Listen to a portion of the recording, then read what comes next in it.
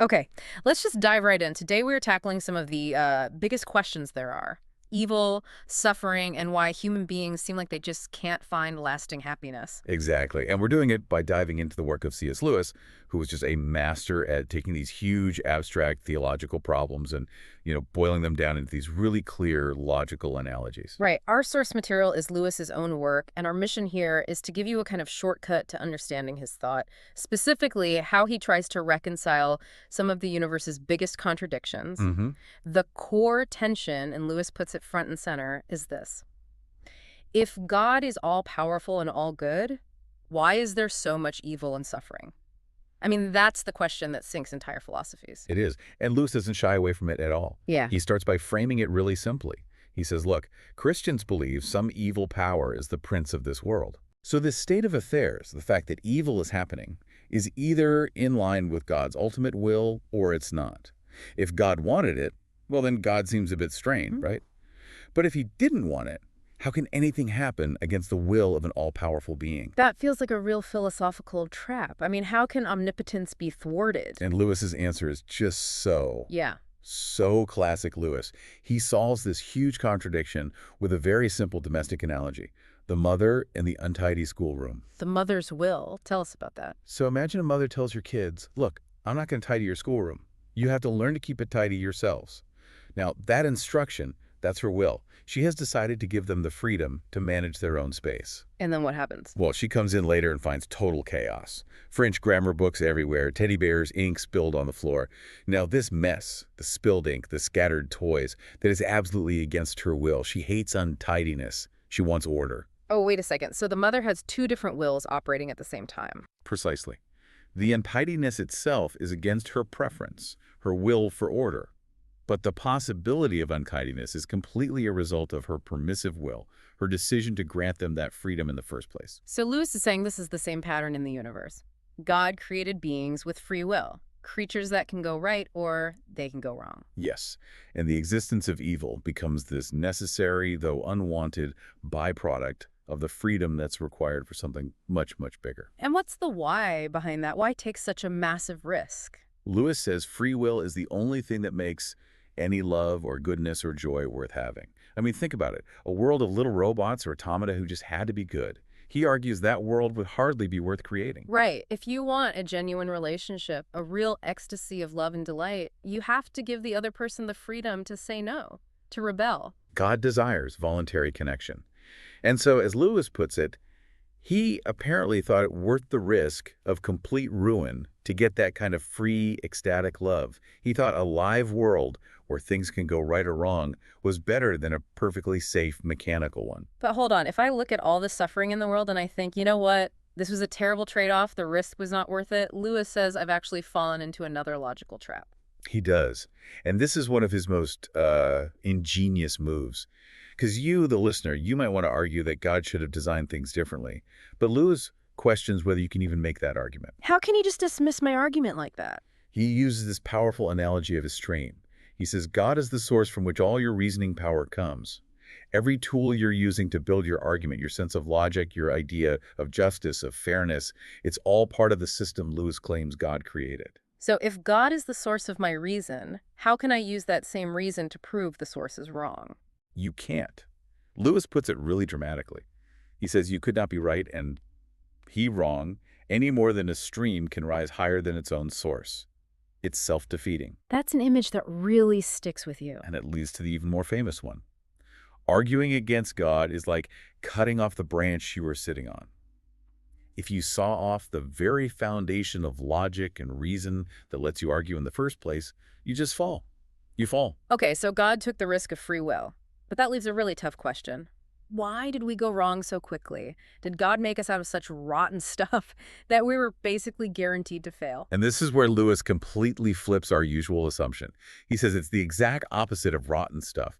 The problem isn't low quality, it's high quality that makes things so dangerous. High quality, high stakes. Explain that. The better stuff a creature is made of, the smarter, the stronger, the freer it is, the better it will be when it goes right.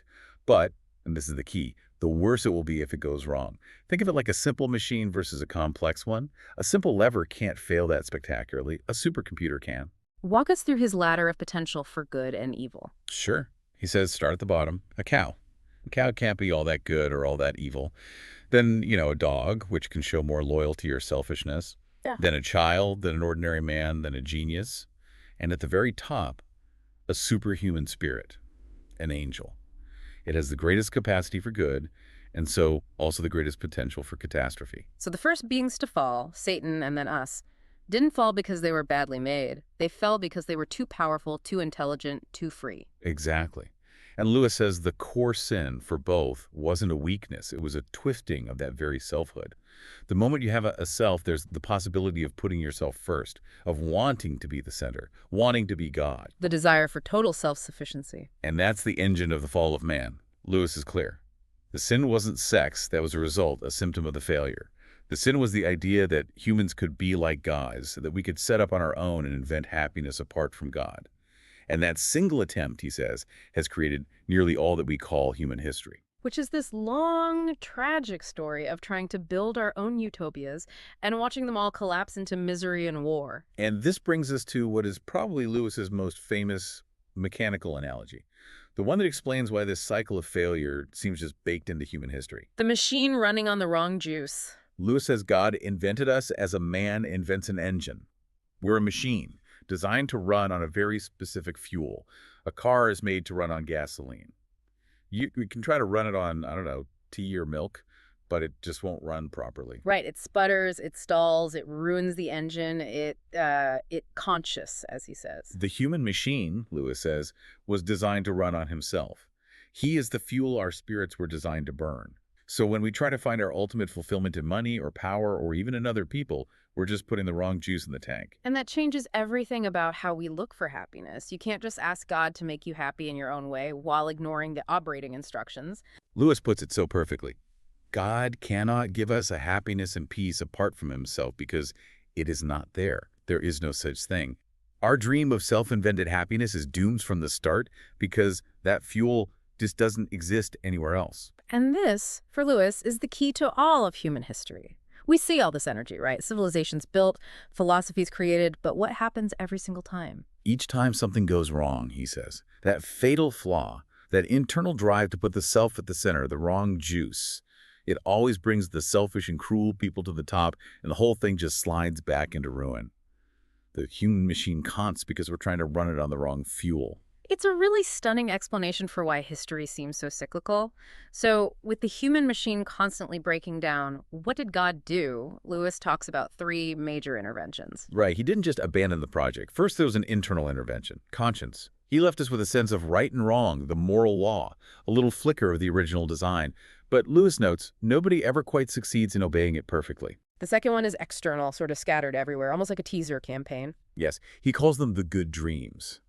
These are the queer stories scattered all through the heathen religions about a God who dies and comes back to life and somehow gives new life to men.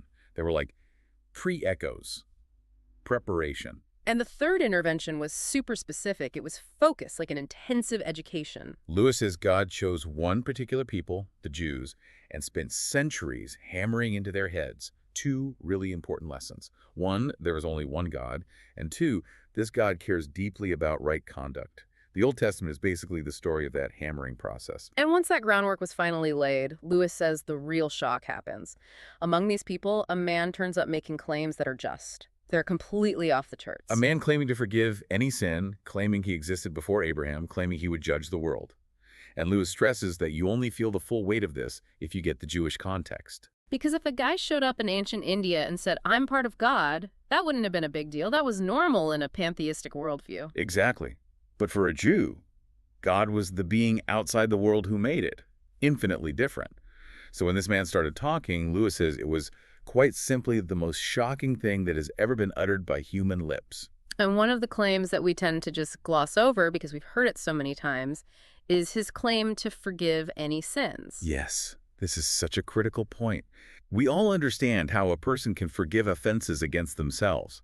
If you step on my toe, I can forgive you. If you steal my money, I can choose to forgive you. That's personal. But Jesus did something far, far stranger. He forgave people for things they did to other people. He never consulted the people who were actually hurt. He just behaved as if He was the main party who was offended in every single transaction. As if he were the party chiefly concerned in every single sin. And Lewis uses some incredibly strong language here.